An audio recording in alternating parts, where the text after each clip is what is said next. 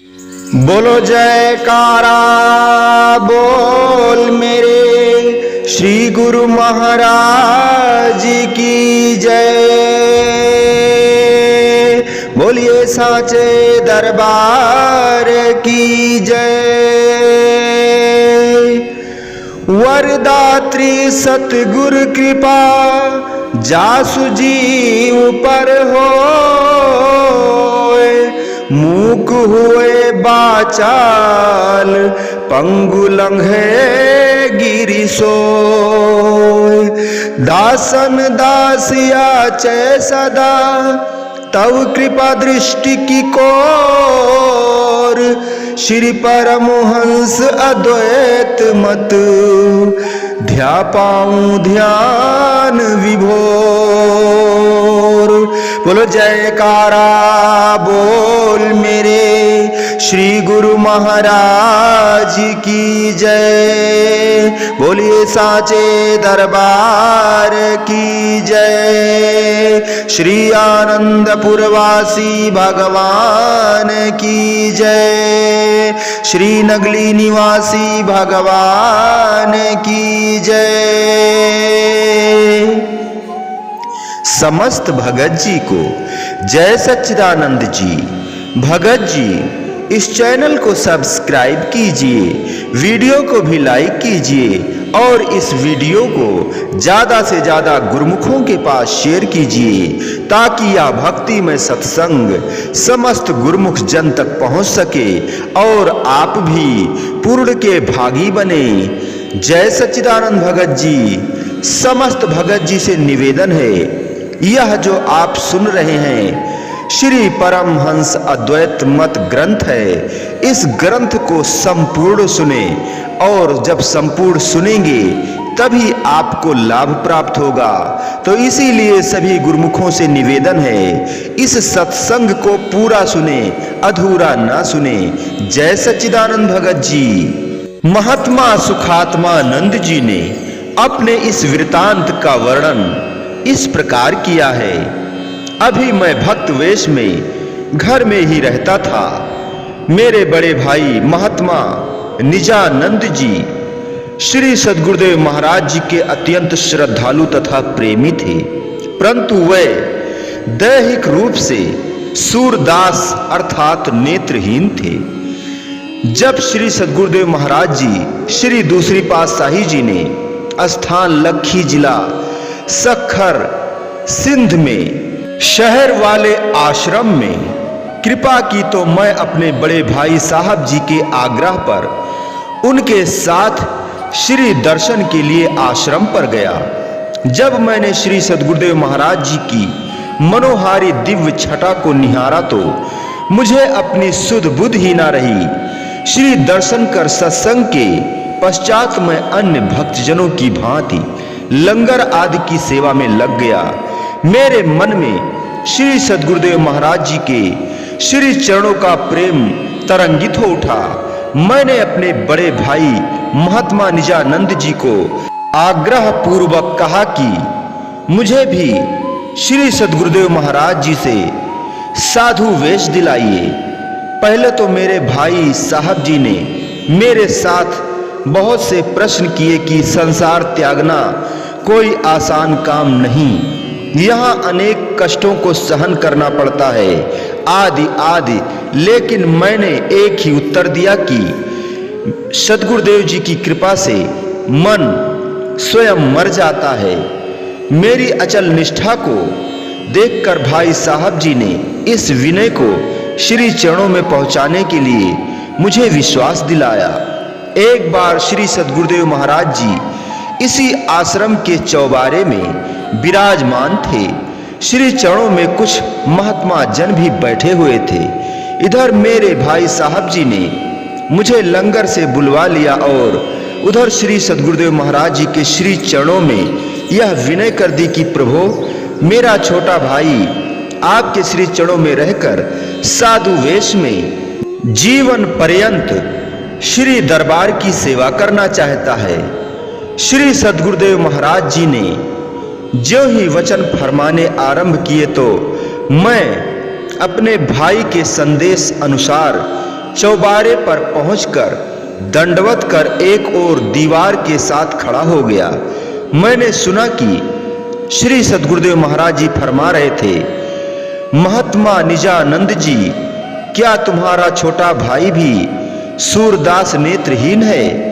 महात्मा जी ने उत्तर दिया, महाप्रभु, उसकी आंखें ठीक ठाक हैं। पुनः श्री सद्गुरुदेव महाराज जी ने सब साधु महात्मा जनों से मौजवश पूछा कि क्या आप सब ने इसके छोटे भाई को देखा है? वह सूरदास है या सुजाखा? सब महात्मा जनों ने विनय की कि हे प्रभु, वह लंगर में बड़े हित चित से सेवा करता है तथा वह सुजाखा है। श्री सद्गुरुदेव महाराज जी ने फरमाया कि महात्मा निजानंद जी, तुम यह बताओ कि तुमने उसे भक्ति पथ पर लगाया है या उसने तुम्हें रास्ता दिखाया है? महात्मा जी ने विनय की कि प्रभु, वह भूला हुआ था, आपकी कृपा से वह मेरे साथ श्री दर्शन के लिए आया और उसने इस मार्ग को देखा। आप श्री सद्गुरुदेव महाराज जी श्री दूसरी पातशाही जी ने फरमाया कि जब वह रास्ता भूला हुआ था और तुम्हारे द्वारा ही उसे ज्ञान प्राप्त हुआ तो वह आंखों वाला कैसे हुआ? क्योंकि होए सुजाखा नानका सो क्यों उझड़ी पाए। यदि वह आंखें रखता तो रास्ता क्यों भूलता? अब उसे आंखें मिलेगी। पुनः आपने फरमाया कि सभी महात्मा जन गुरुवाणी का यह शब्द पढ़ो, अंधे यही ना आँखियन जिन मुख लोइड़ नाय, अंधे से ही नानका खसमो घुथे जाहे। देह की आंखों से केवल माया के स्थूल पदार्थ ही देखे जा सकते हैं। ज्ञान चक्षु अंदर की आंख के मिल जाने पर जीव संसार को यथार्थ रूप में देख सकता है। बाहर की आंख से अंतरिव दृश्य नहीं देखे जा सकते। इस प्रकार श्री वचन फरमाते हुए श्री सद्गुरुदेव महाराज जी ने पुनः सब महात्मा जनों को पूछा कि अब बताओ, महात्मा निजानंद नेत्रों वाला है या कि उसका छोटा भाई भक्त मेहरचंद? सब ने विनय की, प्रभु, महात्मा निजानंद जी को ज्ञान चक्षु प्राप्त हो चुके हैं, अतः वास्तविक अर्थों में वही नेत्रों वाला है। ये रहस्यमय वचन सुनकर सब महात्मा जन नतमस्तक हो गए। इसके पश्चात भक्त मेहरचंद जी ने दंडवत वंदना कर श्री चरणों में शरणागति तथा साधु वेश धारण करने के लिए विनय की। श्री सद्गुरुदेव महाराज जी ने साधु वेश देने के लिए कई बार भक्ति पथ की रुकावटों के विषय में वचन फरमाए, परंतु इनके दृढ़ संकल्प को देखकर श्री सद्गुरुदेव महाराज जी ने शरणागति के कुछ समय पश्चात इन्हें साधु वेश देकर इनका नाम महात्मा सुखात्मा नंद जी रखा। महात्मा निजानंद जी के एक और छोटे भाई थे, उन्होंने भी इसके साथ ही इस मार्ग को ग्रहण किया तथा श्री सद्गुरुदेव महाराज जी ने उनको भी साधु वेश देकर उनका नाम महात्मा नित्य सुखानंद जी रखा। ये दोनों भाई गुरु दरबार की सेवा हित चित से करने लगे।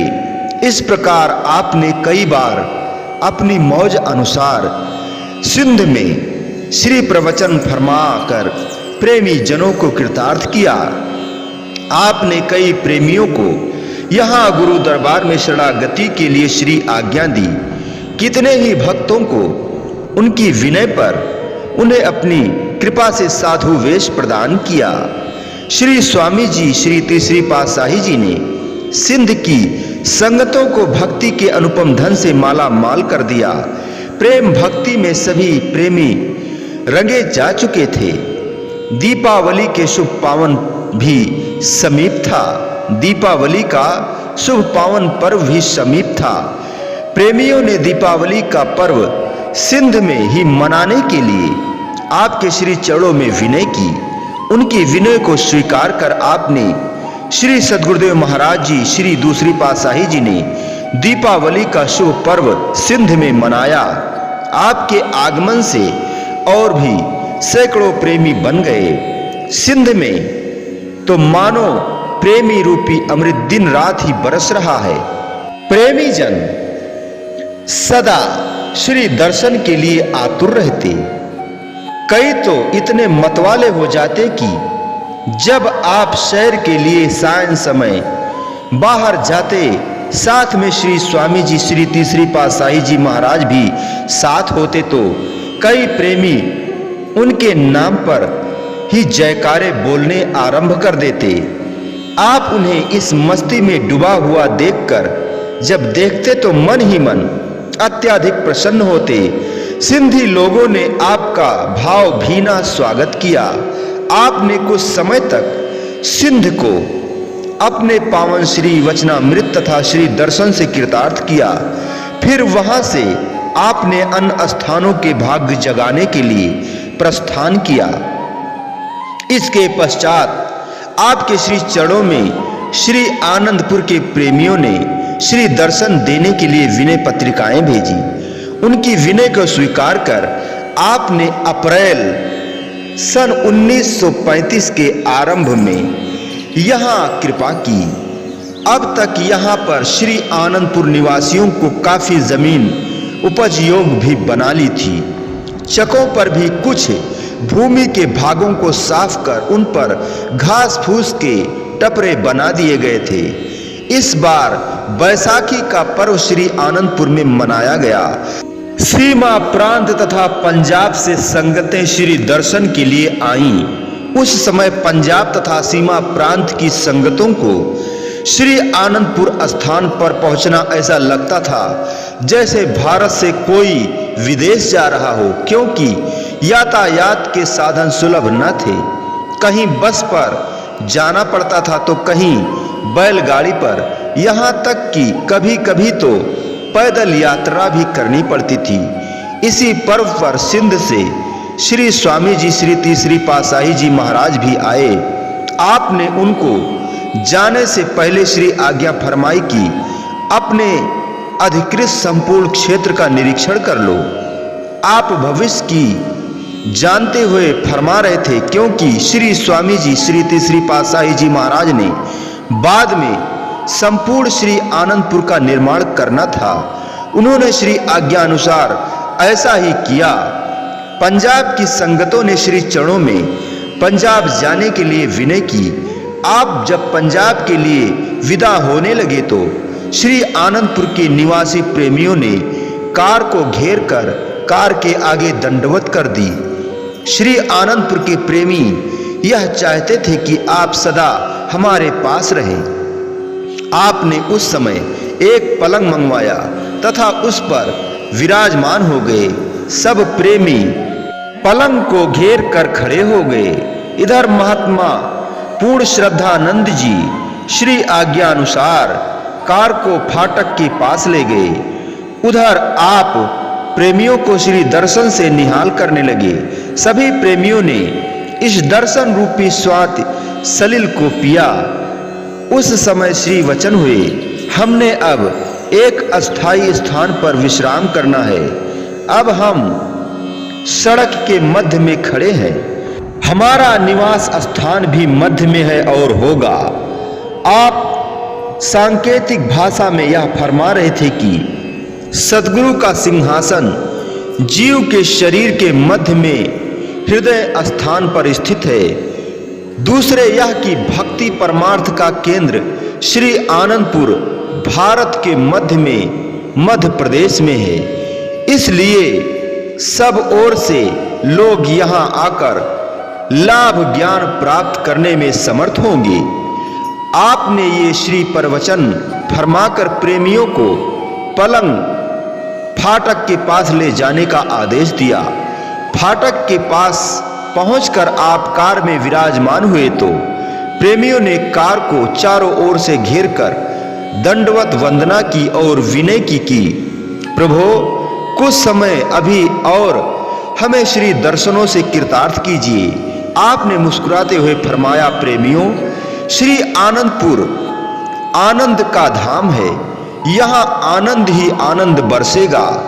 आप अधीर न हो, अब हमें परमार्थ के कार्य के लिए दूसरी जगह भी जाना है।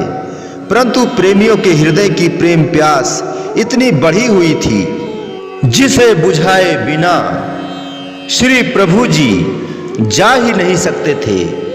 श्री प्रभु जी ने देखा कि सबकी आंखों में अविरल अश्रुधारा बह रही थी और मुख से कुछ नहीं कहते बन रहा था।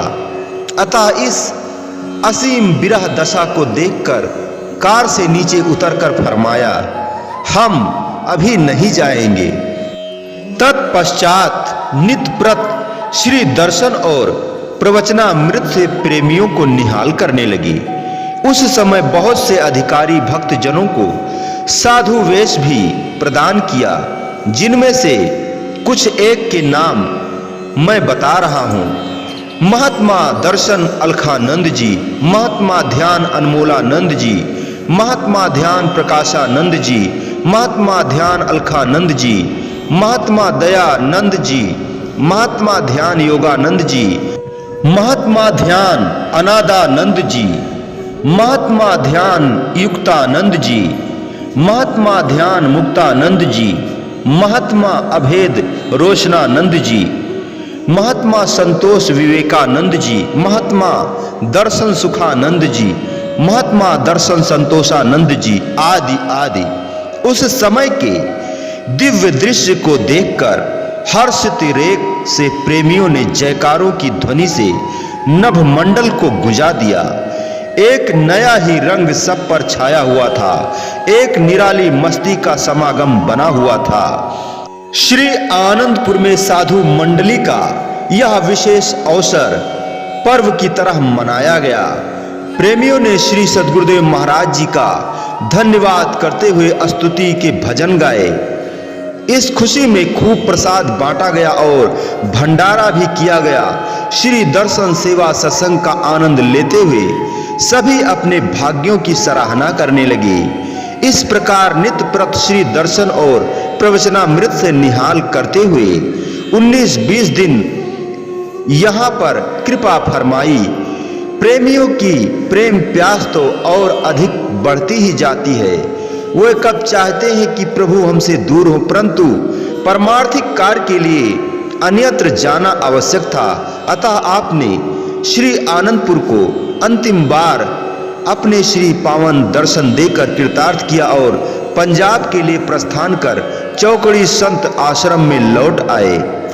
एक बार आप श्री सद्गुरुदेव महाराज जी श्री दूसरी पातशाही जी बैकी खुर्द जिला गुजरांवाला से किसी दूसरे गांव में संगत की विनय पर उनके साथ जा रहे थे। मार्ग में एक जंगल था, साथ में महात्मा गुरु दर्शनानंद जी एवं 10-12 अन्य संत महात्मा भी थे। हरी हरी घास एवं स्वच्छ वातावरण को देखकर आपने वहां घोड़ा रोक दिया और घास पर आसन लगाकर बैठ गए। समीप ही नहर सेम से खुदाई हो रही थी। उसके लिए 50-60 मजदूर किसी अन्य प्रांत से आए हुए थे। वे मध्याह्न के अवकाश के समय भोजन कर रहे थे। थोड़े समय के पश्चात वे स्वयं श्री सद्गुरुदेव महाराज जी के समीप आ गए। आपने उनकी भाषा में अरसाद आरंभ कर दिए। सभी महात्मा जन यह देखकर चकित हो रहे थे कि श्री सद्गुरुदेव महाराज जी किस भाषा में सत्संग कर रहे हैं और उन्होंने यह भाषा कहां से सीखी। भक्त महात्माओं को उनकी भाषा बिल्कुल ही समझ में ना आ रही थी कि और वह मजदूर सत्संग प्रवचन सुनकर मस्ती में झूम रहे थे। पराविद्या के स्वामी संत महापुरुषों के लिए कौन सा रहस्य गुप्त होता है। वे तो सर्व विद्या संपन्न परिपूर्ण पुरुष होते हैं। थोड़े समय के पश्चात उन मजदूरों ने जयकारों की ध्वनि से नभ को गुंजा दिया और श्री दर्शन पाकर धन्य धन्य हो गए। श्री सद्गुरुदेव महाराज जी उन्हें सत्संग उपदेश का अमृत पिलाकर पुनः आगे चल दिए। महात्मा जनों ने परस्पर कहा कि इनका कोई पूर्व जन्म का संबंध है, जिसके लिए श्री सद्गुरुदेव महाराज जी यहाँ पर ठहरे हैं। भक्त थाना राम जी लक्की मरवत जिला बन्नू के निवासी थे। एक बार अचानक वह बीमार हो गए। अत्यधिक चिकित्सा करने पर भी वह स्वस्थ न हो सके। रोग भयानक अवस्था में पहुंच गया। डॉक्टरों ने निराशाजनक उत्तर दिया। भक्त थाना राम जी का कथन है कि जब उन्होंने अंतिम श्वास में श्री सद्गुरुदेव महाराज जी का स्मरण किया तो क्या देखा कि श्वेत वस्त्र धारण किए हुए श्री सद्गुरुदेव महाराज जी सुनहरी तख्त पर विराजमान हैं और फरमा रहे हैं, उठो, घबराओ नहीं, अभी आपने दरबार की सेवा करनी है। मैं देखता ही रह गया, परंतु न जाने वह सुनहरी तख्त और दिव्य मूर्ति कहाँ लुप्त हो गई। ज्यों ही आंख खुली, परिवार वाले मुझे मृतक जानकर रो रहे थे, जबकि मैंने अपने आप को कुछ स्वस्थ पाया। मैं धीरे धीरे पूर्ण स्वस्थ हो गया। तत्पश्चात भगत जी ने सोचा कि श्री सद्गुरुदेव महाराज जी की कृपा से मैं स्वस्थ हो गया हूँ।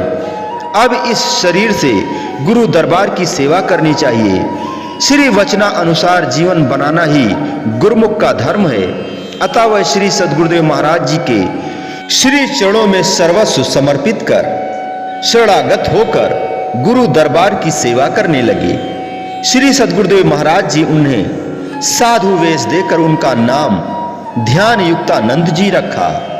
एक बार पिपल भुट्टा झंग में श्री सद्गुरुदेव महाराज जी कुछ गुरुमुखों से श्री वचन फरमा रहे थे। इतने में एक भक्त श्री चरणों में उपस्थित हुआ।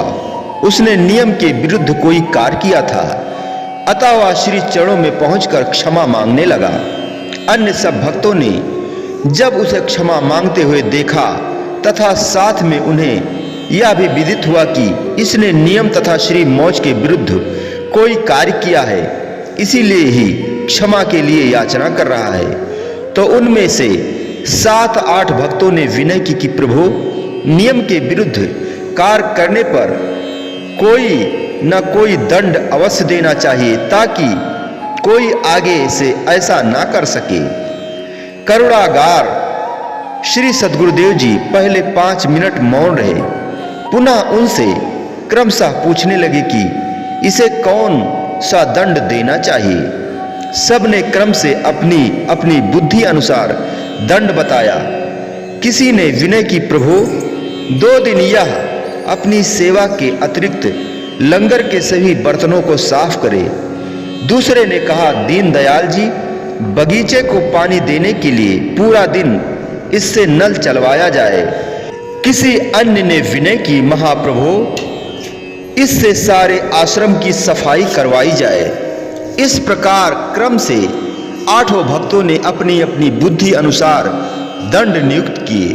क्षमाशील भक्त वत्सल प्रभु जी के हृदय से कृपा की लहर तरंगित हुई। उन्होंने उन 8 भक्तों को एक ओर खड़ा कर दिया और नियम के विरुद्ध कार्य करने वाले भक्त को एक ओर खड़ा किया। पुनः उन 8 भक्तों की ओर संकेत कर फरमाने लगे कि तुम सब ने अपनी अपनी बुद्धि अनुसार दंड नियुक्त कर दिए हैं। अब केवल इतना बताओ कि इस उच्च दरबार की सेवा, जिसके लिए भी देवी देवता भी तरसते हैं और जो अत्यंत भाग्य के उदय होने पर ही मानव जन्म में प्राप्त होती है, उसे तुम सब दंड समझते हो। वह तो इन सब सेवाओं को प्राप्त कर भक्ति के हीरे लालों से माला माल हो जाएगा, तो इसे दंड किस बात का मिला। सद्गुरु की सेवा तो अमूल्य देन होती है। बस आप सबकी बुद्धि इसी परिधि में ही सीमित है कि सेवा को दंड समझ रहे हो। मौज में आकर फरमाने लगे कि वह तो अपनी गलती पर पश्चाताप करता हुआ क्षमा याचना के लिए आया है। सत्पुरुष चूंकि दयालु होते हैं, वह जीव की तुच्छ गलतियों पर ध्यान नहीं देते। जो नम्रता धारण कर दीनहीन बनकर क्षमा चाहता है, उसे अपने करुणापूर्ण स्वभाव से उसे क्षमा कर देते हैं, अतः उसे क्षमा किया जाता है। इसके स्थान पर आप सबको यह दंड दिया जाता है कि आप सब ने जितने जितने दिनों के लिए उसे दंड देने का निर्णय किया था, उतने उतने दिन तक किसी भी सेवा कार्य को हाथ न लगाएं। भोजन भी आप सबको बैठे बैठे मिल जाएगा। सत्पुरुषों के दरबार में वास्तव में यही दंड है। यह सुनकर सब श्री चरणों में दंडवत कर वंदना कर क्षमा मांगने लगे। क्षमाशील प्रभु कुछ समय मुस्कुराते रहे, फिर फरमाने लगे, सेवा तो ऐसा धन है जिसकी तुलना में संसार की समस्त ऐश्वर्य संपदा भी तुच्छ है। सेवा से ही मालिक प्रसन्न होते हैं। सभी भक्तजन पुनः पुनः क्षमा मांगने लगे तथा अपने कहे पर पछताने लगे। कृपा सिंधु प्रभु ने सबको क्षमा कर दिया। सत्य तो है कि जीव की बुद्धि गूढ़ तत्वों को समझने की सामर्थ्य नहीं रखती। सत्पुरुष ही अवर्णनीय, अगम्य तथा अकथनीय हैं। महात्मा निजानंद जी जन्म से नेत्रहीन थे और बहौवा जिला डेरागा जीखा में रहते थे। पूर्व पुण्यों तथा शुभ संस्कारों के फलस्वरूप इनका दिल भक्ति भावनाओं से भरपूर था।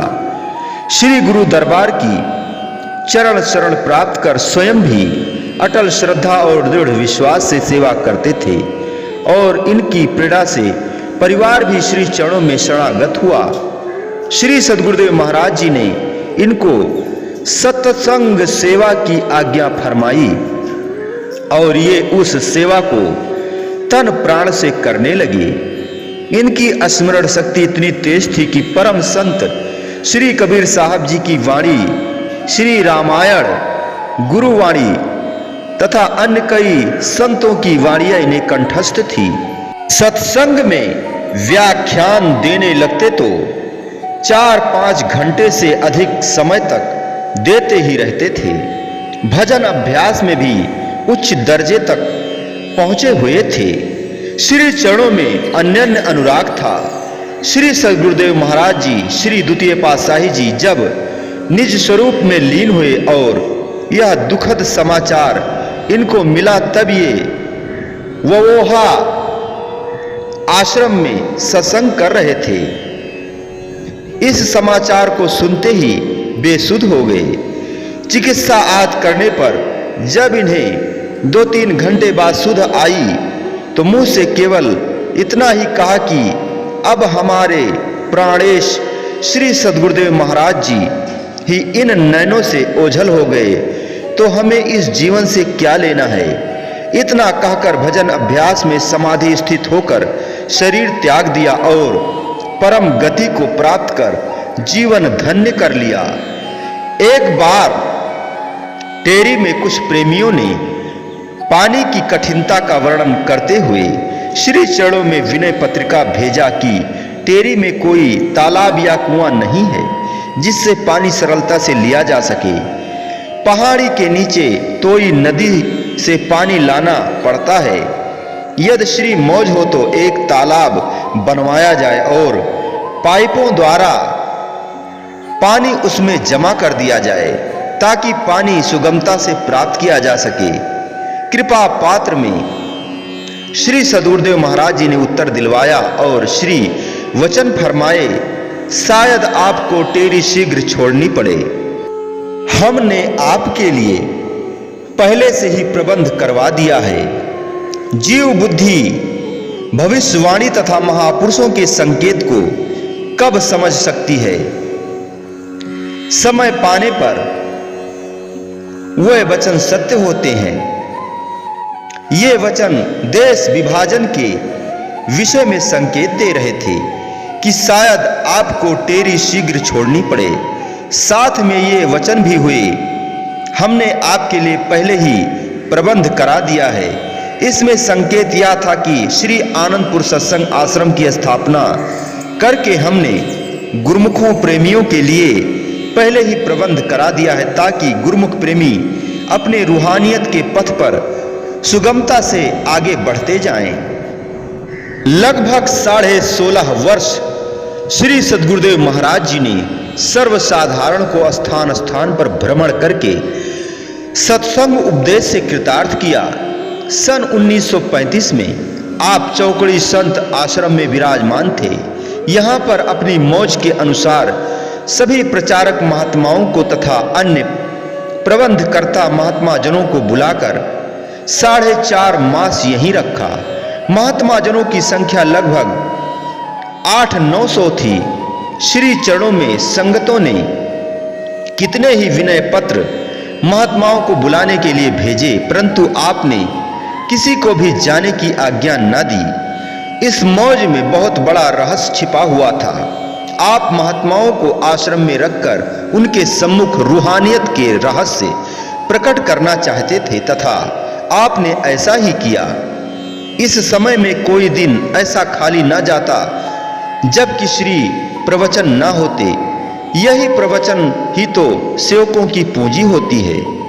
जब भी महापुरुषों के प्रवचन आए, उन पर मनन किया जाए तो काल माया से त्राण पाया जा सकता है। एक दिन प्रवचन हुए। जब किसी के घर अतिथि बनकर जाता है, ठहरता है, तो उस घर के निवासी उसका बड़ा सम्मान करते हैं। अच्छे अच्छे बर्तनों में भोजन परोसकर उसे खिलाते हैं। अच्छे से अच्छा बिस्तर उसे विश्राम के लिए देते हैं। स्वादिष्ट और उत्तम पदार्थ उसे खिलाए जाते हैं। सेवन की प्रत्येक आवश्यक वस्तु अतिथि के आगे लाकर रख दी जाती है।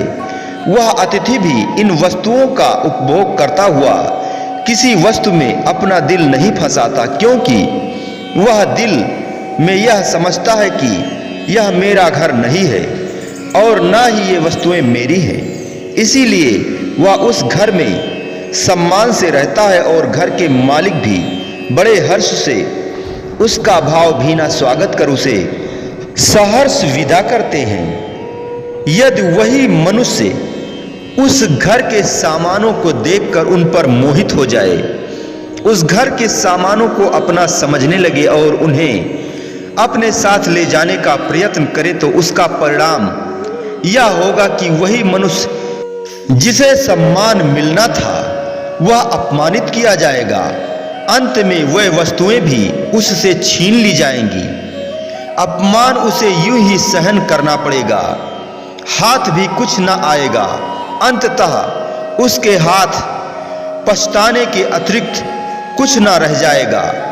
संत महापुरुष कहते हैं कि इसी तरह संसार में अतिथि की तरह बनकर रहें। दुनिया के पदार्थ प्रयोग में लाओ, परंतु उनके साथ दिल न लगाओ।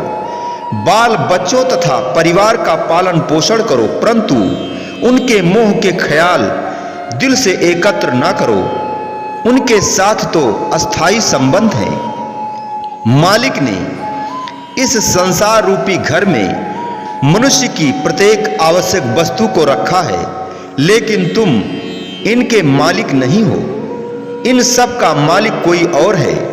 यदि इन पदार्थों का मालिक बनने का प्रयत्न करोगे, इन सामानों के साथ लगाव रखोगे, मोह ममता के विचार दिल में इकट्ठे करोगे, तो इसका परिणाम यह होगा कि संसार से जाते समय बदनाम होकर जाओगे। संबंधी व दुनिया के समान मृत्यु समय तुम्हारे साथ नहीं जा सकते, परंतु इनके साथ लगाओ कि तुम्हें सजा 84 लाख योनियां भुगतने पड़ेगी। धन का ख्याल होने से सर्प की योनि मिलेगी। इसी प्रकार अन्यान योनियां मिलती हैं जिन्हें भोगना पड़ता है।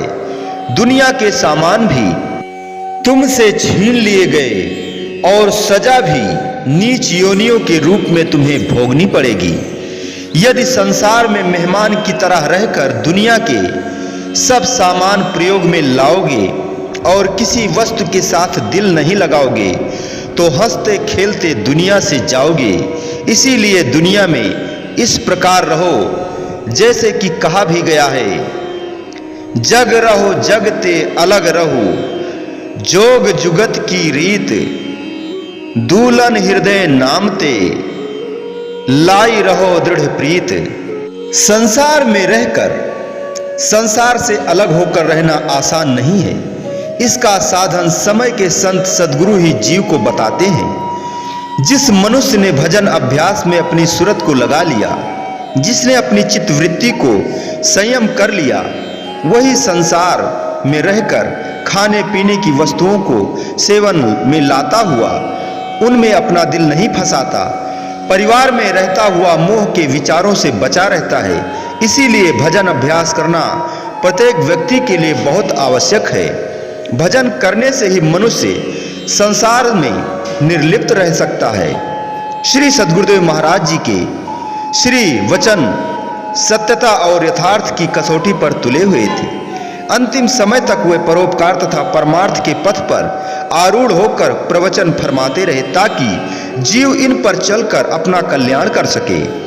एक दिन श्री प्रवचन कहते हुए बोले, सुबह होती है शाम होती है, उम्र यूं ही तमाम होती है। हर समय दशा में यह गुजर रहा है। इसी समय में जैसा भी काम कर लिया जाए मनुष्य को अधिकार है। समय यह किसी से नहीं कहता कि तुम इस समय यह काम करो या कोई अन्य काम करो। सूरज ने तो रोशनी देनी है, चाहे उसमें कोई ग्रंथ पढ़ ले, चाहे कोई व्यवहार से काम कर ले, चाहे सोकर समय गुजार दे। काम का करना या ना करना मनुष्य के अपने वश में है। इसी समय में गुरुमुख जन अपना परलोक सुधार लेते हैं और सुरखुरु होकर संसार से जाते हैं। मनमुख समय गंवाकर अपना नुकसान कर लेते हैं। मनमुख अपना सारा जीवन पेट के धंधों में गुजार देते हैं और बिना रूहानी कमाई के खाली हाथ संसार से चले जाते हैं। परंतु इसी समय में गुरुमुख भजन अभ्यास, सद्गुरु की सेवा तथा सत्संग से लाभ उठाकर अपने समय को सफल करते हैं।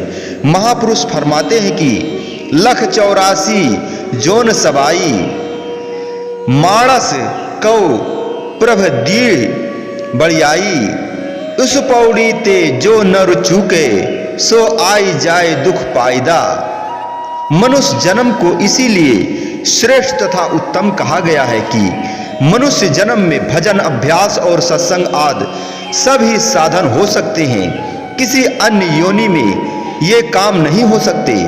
जो लोग मनुष्य जन्म को पाकर अपना पूरा जीवन खाने पीने और सोने में तथा मोह ममता की पूर्ति में लगा देते हैं, वह जीव अपने रास्ते से भूले हुए हैं। जैसे दो मनुष्य किसी बाग की सैर के लिए गए। बाग के मालिक ने उनको 1 घंटा सैर की आज्ञा दी। उनमें से एक ने तो उस समय में कुछ फल खा लिए और पेट भर लिया, परंतु दूसरा मनुष्य घंटा भर वृक्षों व पौधों के पत्ते देखता व गिनता रहा।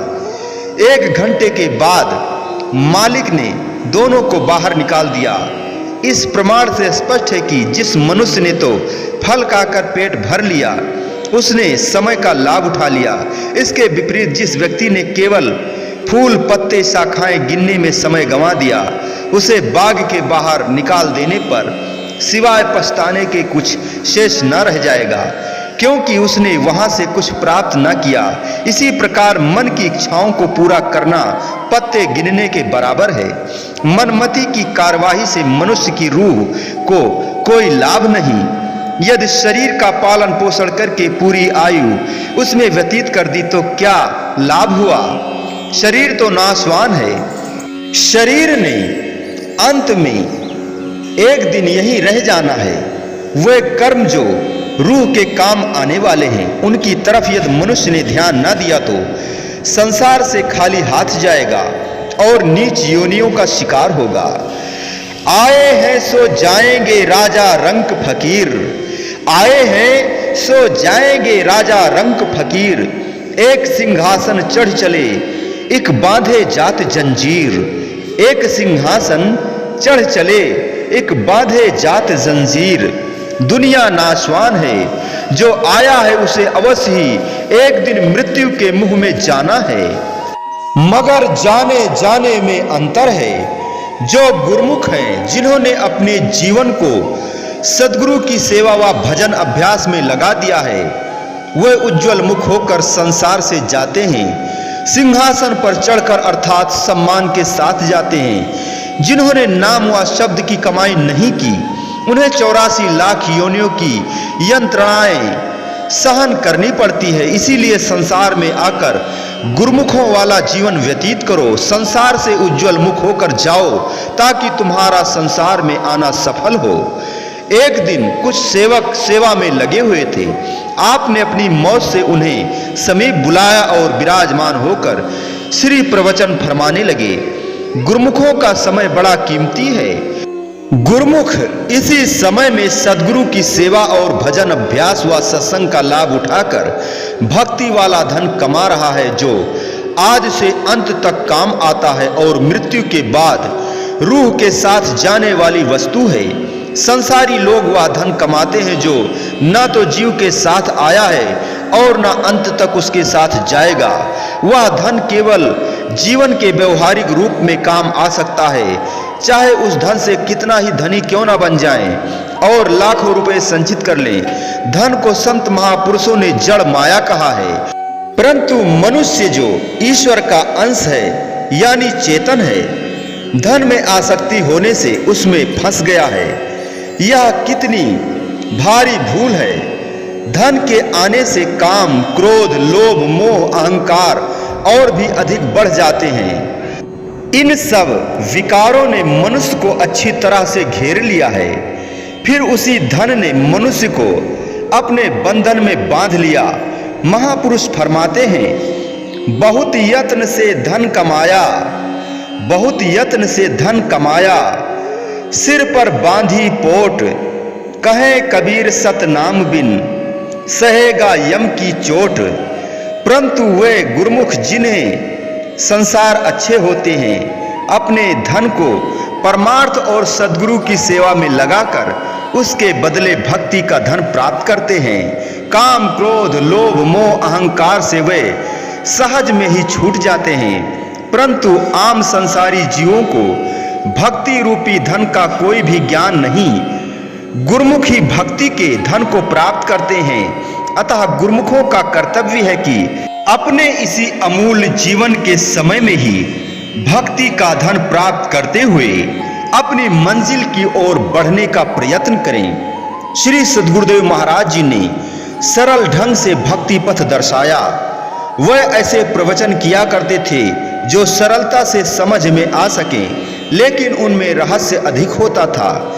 एक दिन प्रवचन हुए कि संसार में जितने भी प्राणियों के नाम हैं, ये सब कारण नाम हैं, अर्थात सब मिथ्या हैं। ये सब यही रह जाने वाले हैं। ये नाम इस संसार में ही आकर बने हैं और यही रह जाएंगे। इन्हें माया का स्वरूप भी कहा जा सकता है। जैसे मानो पशु, पंछी, कीट आदि जीवों के भिन्न भिन्न रूप हैं, वैसे ही इनके नाम भी भिन्न भिन्न हैं। जिस योनि में रूह जिस देह को धारण करती है, ग्रहण करती है, वही उसका नाम और रूप बन जाता है।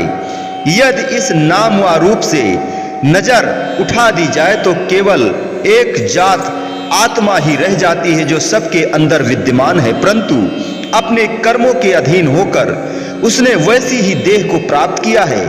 भक्ति और माया का दूध और पानी के सामान आपस में मिले हुए हैं। जैसे दूध को अच्छी तरह आंच पर गर्म कर पानी सुखा दिया जाता है और शुद्ध दूध ही शेष रह जाता है, ऐसे ही योग अग्नि द्वारा असत्य यानी माया रूपी पानी को सुखा जाता है और सत्य रूपी आत्मा का ज्ञान प्राप्त होता है।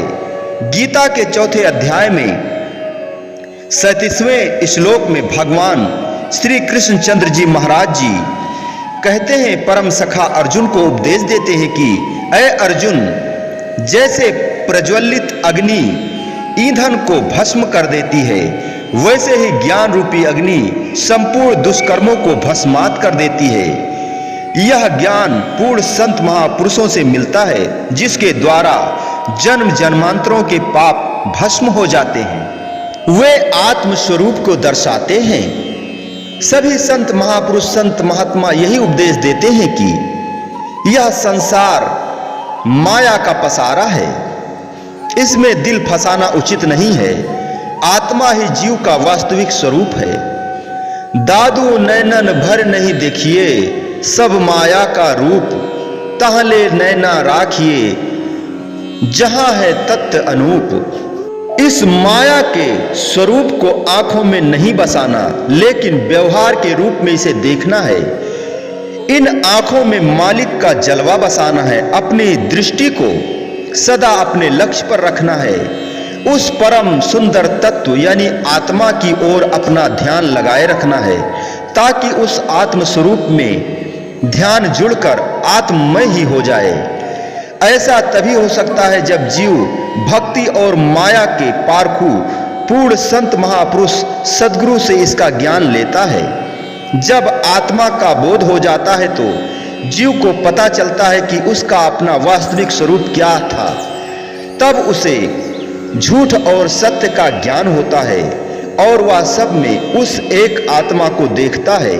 इसीलिए ही तो संत महापुरुष फरमाते हैं कि छलावा छल जाएगा, सुपिना बाजी सोए, दादू देख न भूलिए, यह निज रूप न होए, यह निज रूप न होए। यह संसार स्वप्नवत छलावा है, जीव को जल्दी से छल लेता है।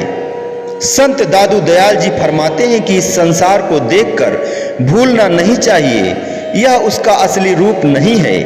यदि मानव जन्म इस छलावे में छला गया तो फिर 84 लाख योनियों के अतिरिक्त कुछ भी प्राप्त न होगा।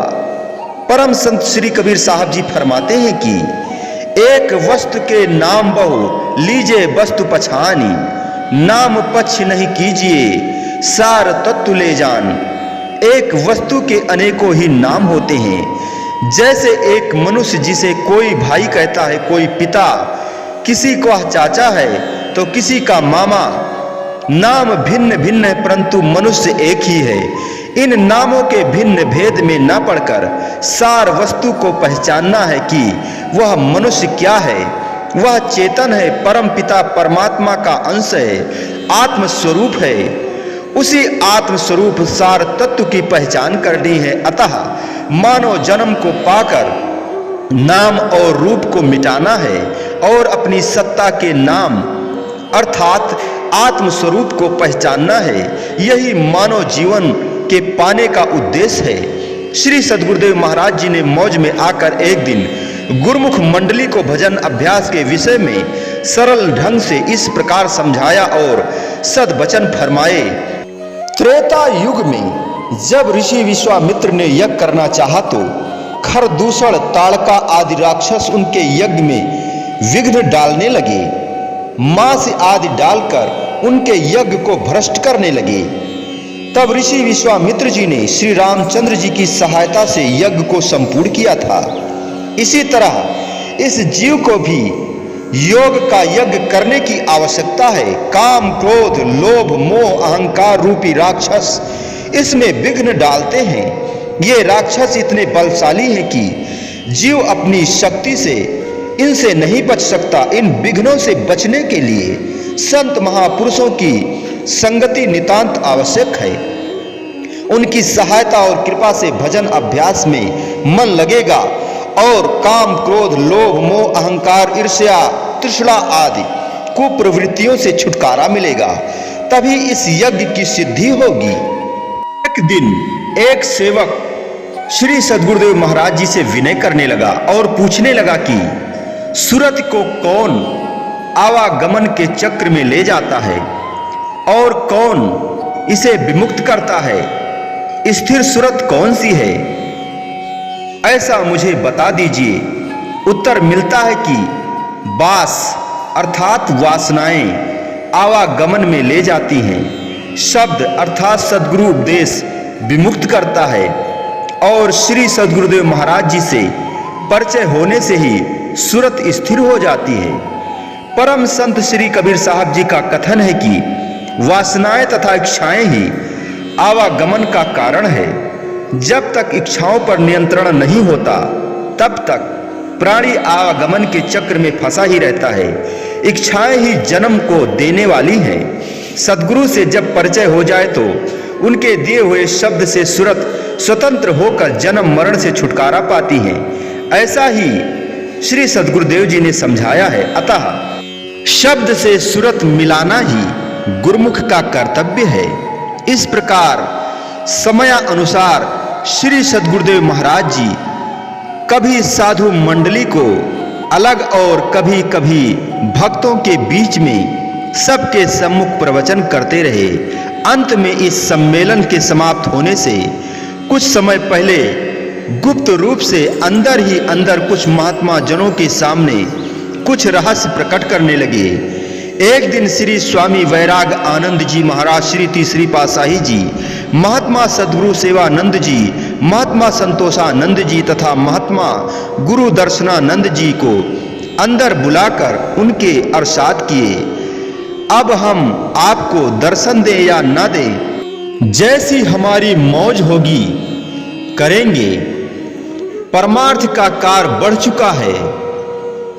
हम आप सब में से एक को मुखिया नियुक्त करना चाहते हैं। जो वे आज्ञा करें सबको उनकी माननी होगी। आप चारों में से कौन बड़ा हो?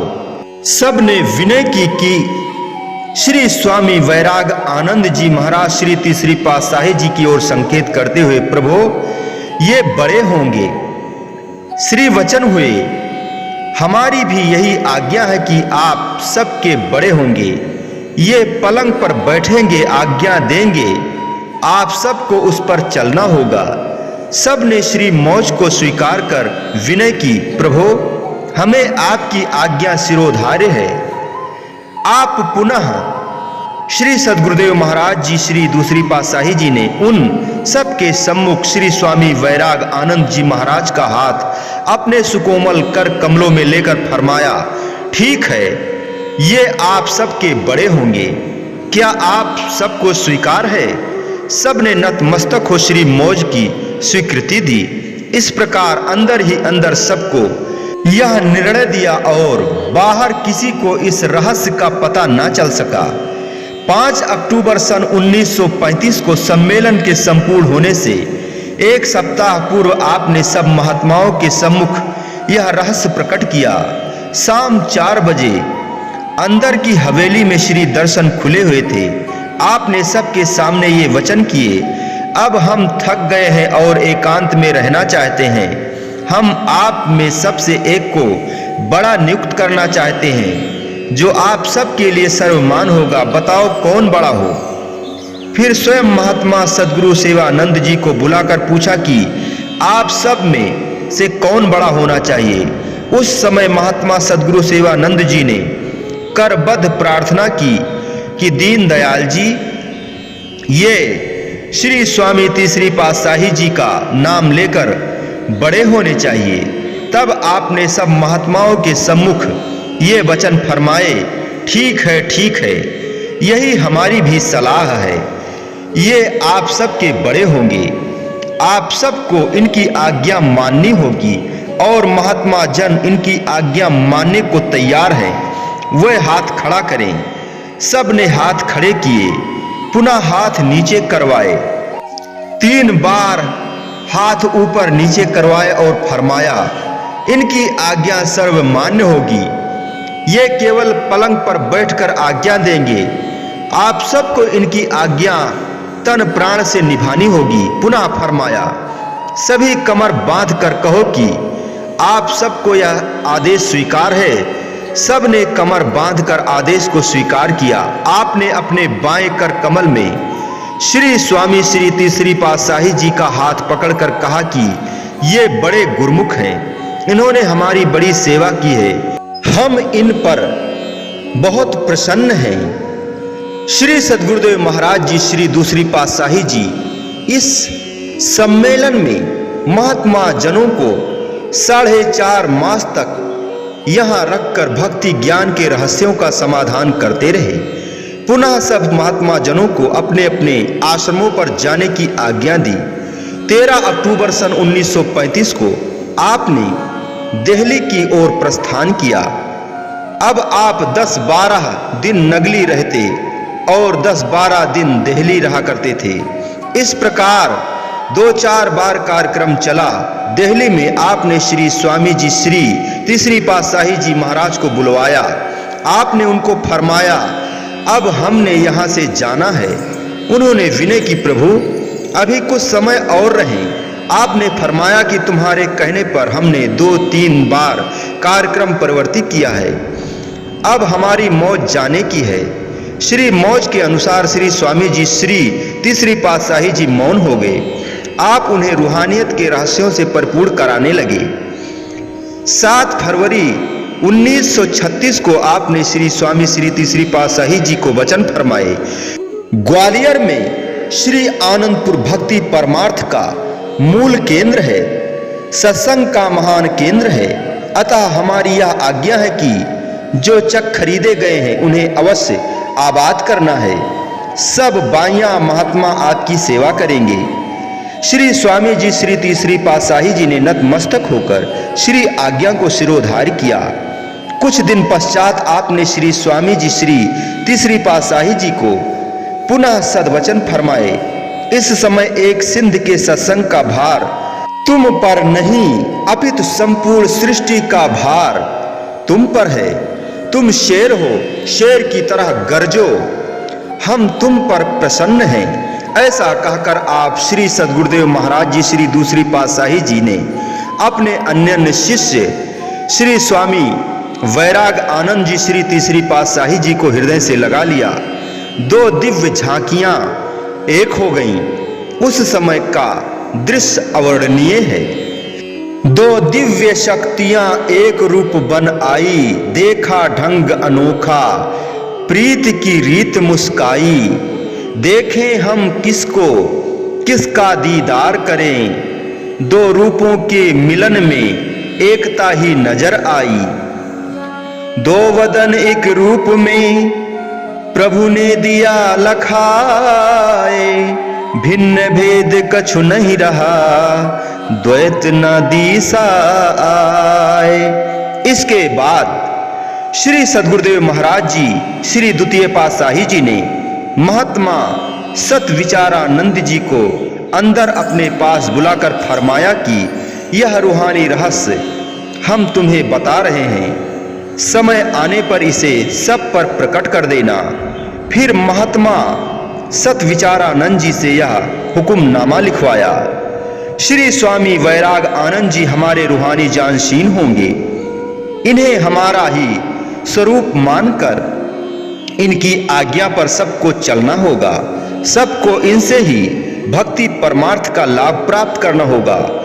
श्री सद्गुरुदेव महाराज जी श्री दूसरी पातशाही जी ने अपने अन्य शिष्य को परिपूर्ण कर उन्हें चौकड़ी जाने के लिए आज्ञा दी। श्री स्वामी जी श्री तीसरी पातशाही जी श्री आज्ञा अनुसार दिल्ली से चौकड़ी आश्रम में आ गए। श्री नगली साहिब संत महापुरुष धुरधाम से परमार्थिक कार्य की पूर्ति के लिए अवतरित होते हैं और इसी कार्य को ही करने में संलग्न रहते हैं। आप भी श्री नियमानुसार परमार्थिक कार्य करते हुए प्रत्येक स्थान को अपने चरण कमलों से भाग्यशाली बना रहे थे। अब आप श्री नगली साहिब पधारे तथा भक्त गेंदा राम जी द्वारा समर्पित भवन में विराजमान हुए। एक दिन आपने प्रेमियों को फरमाया, यहाँ पानी की बहुत कमी है। दर्शन करने वाले संगत को पूरा पानी नहीं मिलता। हमारी मौज है कि यहाँ एक नल का लगाया जाए। श्री आज्ञा पाकर सेवक मिस्त्री ले आए। नल का सामान भी आ गया। श्री आज्ञा अनुसार शीघ्र नल लगवा दिया गया। इसमें से मीठा शीतल स्वादिष्ट जल निकला। महात्मा जनों ने विनय की कि यदि यहाँ कुआं भी खुदवा लिया जाए तो पानी अधिक मिलेगा। आपने मुस्कुराकर फरमाया कि यह साधारण नल नहीं है, अमृत का स्रोत है। इस जल से अनेकों जीवों को लाभ पहुंचेगा। अब श्री सद्गुरुदेव महाराज जी ने अपने अस्थायी निवास स्थान की ओर संकेत करते हुए फरमाया कि यहाँ बाहर का एक द्वार बड़ा होना चाहिए। हमारी आज्ञा है कि इसे शीघ्र बनवाओ। प्रेमियों ने श्री आज्ञा सिरोधार कर सीमेंट, ईंटें, लकड़ी का सामान एकत्र कर कार्य आरंभ किया। श्री वचन हुए, देखो मुख्य द्वार का कार्य लंबा ना करो, अभी छोटा तथा सादा किवाड़ लगा लो, समय आने पर जैसा चाहे वैसा बनवा लेना। आई हुई ईंटें भी सेवकों से अलग रखवा ली और कहा कि इनकी हमें आवश्यकता पड़ेगी, कुछ सीमेंट भी अलग रख लो। संकेत ही संकेत में श्री सद्गुरुदेव जी सब कुछ कह गए, परंतु किसी को समझ न आई। उस समय आश्रम में कई महात्मा जन उपस्थित थे।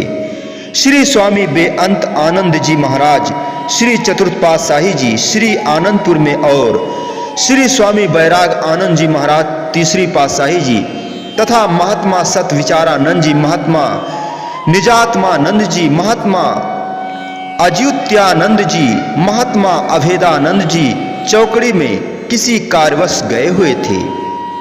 इस प्रकार 4, 5 और 6 अप्रैल को श्री सद्गुरुदेव महाराज जी श्री दूसरी पातशाही जी नगली साहब से बाहर रहे। 7 अप्रैल को सकौती टांडा स्टेशन पर पधारे। अंतिम समय तक आप प्रेमियों को कृतार्थ करने के लिए परमार्थिक पथ पर अग्रसर रहे। मौज बस गाड़ी से उतरकर रेलवे कर्मचारियों के पास गए। उन्होंने आपका हार्दिक सत्कार किया।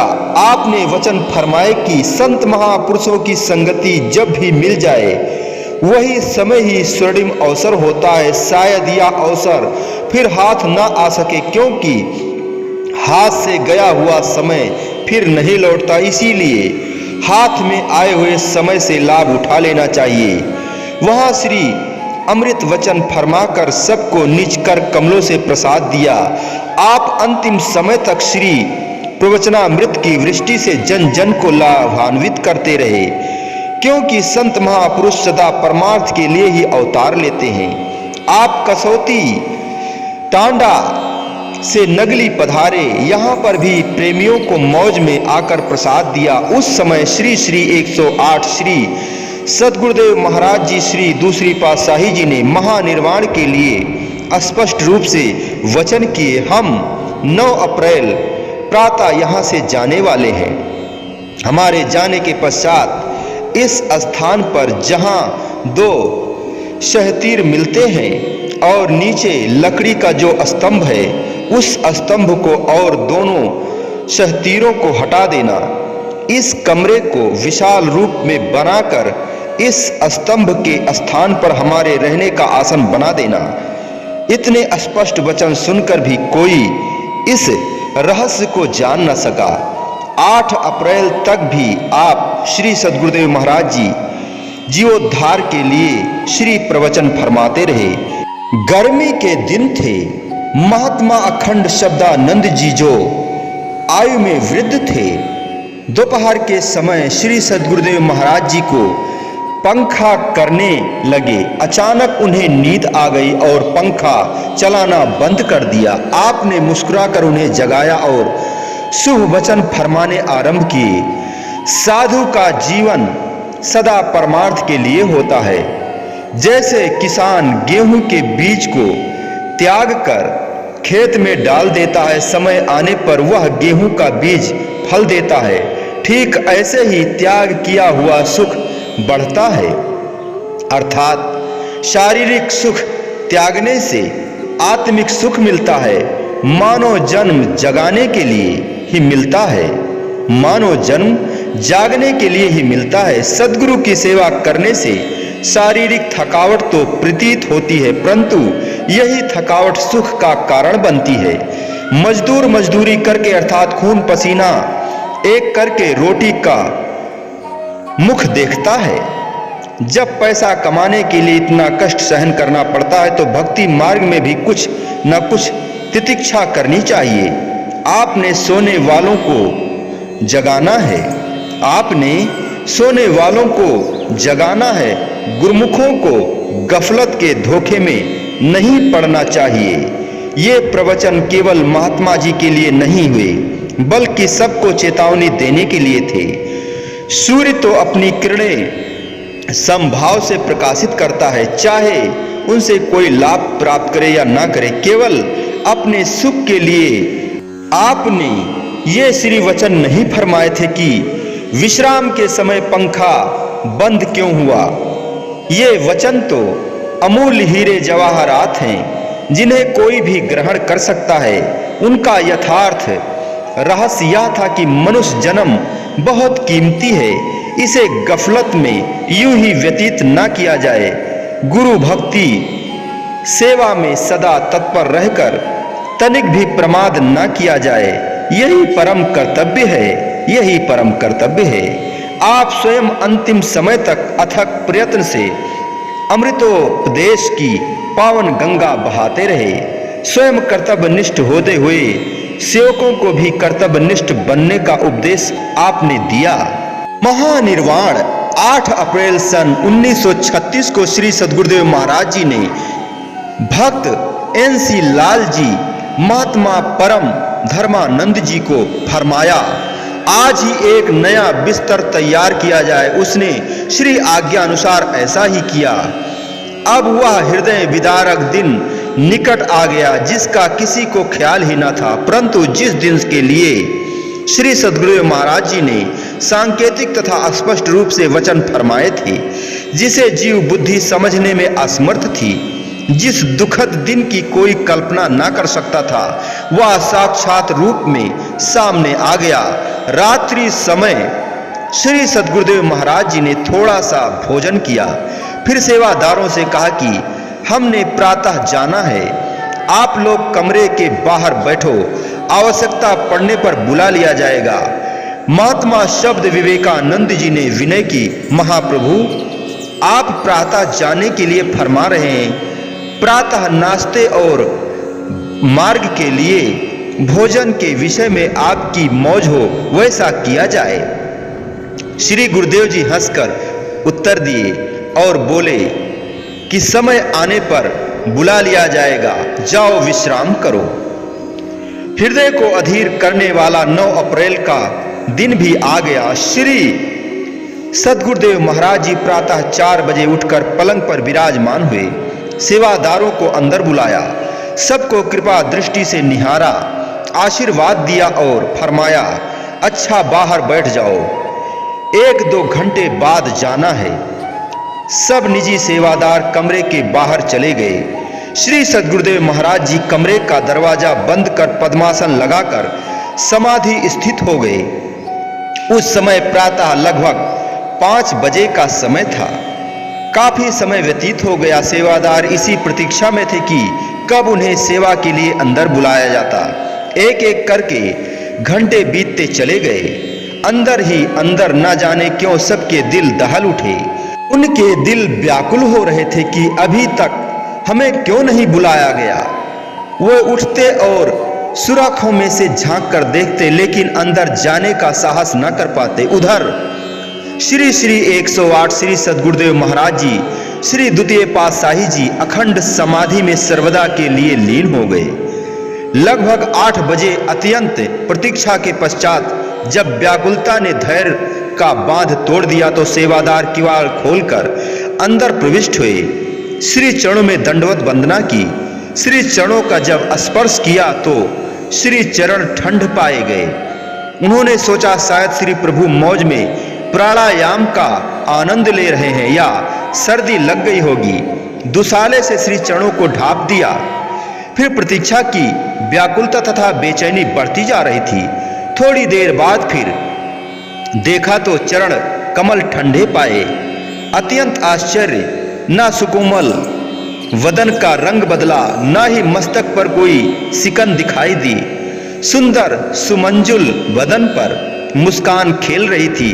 ऐसा प्रतीत होता था कि श्री सद्गुरुदेव महाराज जी योग समाधि में स्थित होकर अपने आनंद में लीन हो। अधिक खोज करने पर विदित हुआ कि चेतन सत्ता योग सिद्धि द्वारा ब्रह्म रंध्र से निकलकर अपने परम धाम में पहुंच चुकी है। अचानक इस दृश्य को देखकर सभी सेवादार अधीर हो गए। किसी से कुछ कहते ना बनता था। सभी गांव वाले प्रेमी एकत्र हो गए। सबकी आंखों से अश्रुधारा प्रवाहित हो रही थी। कौन बताए कि श्री 108 श्री सद्गुरुदेव महाराज जी निज स्वरूप में लीन हो गए हैं। आपकी मौजवश उन्होंने जीवन लीला संवरण कर ली। अब प्रेमियों को ज्ञात हुआ कि श्री सद्गुरुदेव महाराज जी जो 9 अप्रैल को जाने के लिए कह रहे थे, तो उनका तात्पर्य अनंत यात्रा पर जाने का था। इस प्रकार श्री 108 श्री सद्गुरुदेव महाराज जी श्री दूसरी पातशाही जी श्री परमहंस अद्वैत मत के द्वितीय सम्राट जन जन को भक्ति पयोनिधि में आनंदित कर बृहस्पतिवार 9 अप्रैल सन 1936 तद अनुसार 28 चैत्र संवत 1993 विक्रमी बैसाख बदी दूज को निज स्वरूप में लीन हुए। मेरठ में आकर कुछ सेवादारों ने चौकड़ी संत आश्रम तथा भारत के विभिन्न सत्संग आश्रमों अर्थात रियासत ग्वालियर में श्री आनंदपुर लक्की मरवट टेरी तथा भारत के छोटे बड़े शहरों में निज संप्रदाय के आश्रमों पर भक्त जनों महात्मा जनों तथा बाइयों को दुखद समाचार की तारें दी। समस्त प्रेमी जन शोक सागर में डूब गए। जहां जिसने सुना बेसुध हो गया। सभी महात्मा जन व प्रेमी बड़ी कठिनाई से उस असहाय दुख को हृदय में संभालते हुए श्री नगली साहिब पहुंचे। सभी चकित थे कि अभी भी सुकोमल बदन पर लालिमा अधरों पर मुस्कान खेल रही थी। श्री सद्गुरुदेव महाराज जी के मुखमंडल को देखने पर ऐसा प्रतीत होता था कि जैसे अभी श्री सद्गुरुदेव महाराज जी कुछ अमृत वचन फरमाने लगेंगे। उनको क्या मालूम कि सुंदर मुख से अब श्री वचन सुनाई न देंगे। जहां जहां जिसे यह दुखद समाचार मिला वहां वहां सब प्रेमियों के हृदय शोक सागर में डूब गए। वियोग रूपी अंधकार चहुं दिश फैल गया। चौकड़ी से श्री स्वामी वैराग आनंद जी श्री तीसरी पातशाही जी महाराज व महात्मा निज आत्मानंद जी तथा श्री आनंदपुर से स्वामी बेअंत आनंद जी श्री चौथी पातशाही जी महाराज यहाँ 10 अप्रैल को पहुंचे। इस प्रकार जैसे जैसे यह दुखद समाचार सब महात्मा जनों एवं भक्त जनों को मिलता गया, सभी श्री नगली साहिब में पहुंचते गए। 11 अप्रैल शनिवार को शाम समय श्री सद्गुरुदेव महाराज जी श्री दूसरी पातशाही जी को नए वस्त्र पहनाकर श्री आरती उतारी गई। तत्पश्चात श्री सद्गुरुदेव महाराज जी के सुकोमल शरीर को उनके श्री वचना अनुसार श्री नगली साहब में निर्धारित स्थान पर समाधि दी गई। सबकी आंखों से अश्रुधारा बह रही थी। पुनः पुरातन मर्यादा अनुसार 13 अप्रैल सन 1936 बैसाखी के दिन श्री सद्गुरुदेव महाराज जी श्री दूसरी पातशाही जी की पुण्य स्मृति में भंडारा किया गया। महापुरुषों की मौज का रहस्य प्रकृति भी नहीं जान पाती। श्री सद्गुरुदेव महाराज जी श्री दूसरी पातशाही जी ने इस भक्ति पथ को उन्नति के शिखर पर पहुंचाने का भरसक प्रयत्न किया। आत्मिक रहस्य अपने परमनिष्ठ शिष्य श्री स्वामी वैराग आनंद जी महाराज श्री तीसरी पातशाही जी को समझाते रहे। यहाँ तक कि अपने होते हुए सिंध में उनकी उपासना भी करवाई। अपने शिष्य को सर्वगुण संपन्न जानकर अपनी रूहानी शक्ति उन्हें समर्पण कर स्वयं निश्चिंत हो गए। रूहानियत का इल्म एक दिल से दूसरे दिल में पहुंचना कुदरत का विधान है। श्री प्रवचनों को स्मरण कर मुख्य महात्मा जनों ने सब प्रेमियों को सांत्वना दी कि श्री सद्गुरुदेव महाराज जी हमारा जीवन आधार बना गए हैं। श्री व्यास पूजा के पर्व से एक दिन पहले 2 जुलाई सन 1936 को महात्मा सतविचारानंद जी ने श्री सद्गुरुदेव महाराज जी श्री द्वितीय पातशाही जी द्वारा लिखवाया गया हुक्मनामा सभी महात्मा बाइयां व संगत को पढ़कर सुनाया कि श्री वचन है कि श्री स्वामी वैराग आनंद जी हमारे रूहानी जानशीन होंगे। इन्हें हमारा ही स्वरूप मानकर इनकी आज्ञा पर सबको चलना होगा। सबको इनसे ही भक्ति परमार्थ का लाभ प्राप्त करना होगा। महात्मा सतविचारानंद जी को यह हुक्मनामा लिखाया जा रहा है कि समय आने पर सब पर प्रकट कर देवें। सब ने इस श्री आज्ञा को सिरोधार्य कर श्री सद्गुरुदेव महाराज जी श्री तृतीय पातशाही जी को वंदना की। प्रेम के अवतार करुणा के आगार श्री 108 श्री सद्गुरुदेव महाराज जी परमार्थ पथ के सम्राट बनकर तृतीय रूहानी उन्नायक के रूप में प्रकट हुए। प्रेमी हृदयों के आधार प्रेमामृत से जन जन की आत्मिक तृषा बुझाने में संलग्न हो गए। श्री श्री 108 श्री परमहंस सद्गुरुदेव जी श्री स्वामी स्वरूप आनंद जी महाराज ब्रह्मनिष्ठ योगी राज वैराग पुंज सर्वगुण संपन्न तत्वदर्शी स्वनाम धन्य इस संप्रदाय के द्वितीय सम्राट थे। बोलो जयकारा बोल मेरे श्री गुरु महाराज की जय। बोलिए साचे दरबार की जय। श्री आनंदपुरवासी भगवान की जय। श्री नगली निवासी भगवान की जय। समस्त भगत जी को जय सच्चिदानंद जी।